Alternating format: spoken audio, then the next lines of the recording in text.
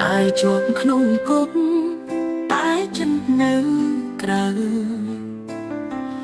ต้องហើយស្រែកហៅបងប្អូនប្រុសស្រី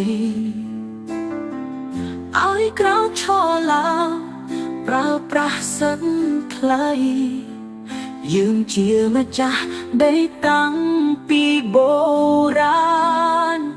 រូបកាយជាប់ឃុំខ្ញុំមិនស្រណោដើម្បីជាតិរួម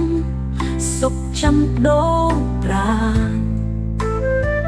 ទុំតែបេះដូងជូនញាតិសន្តានតា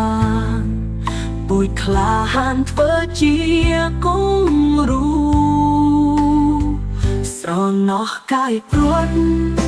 ឃ្លាតមិនបានលាបបមានរួមគ្នាតស៊ូ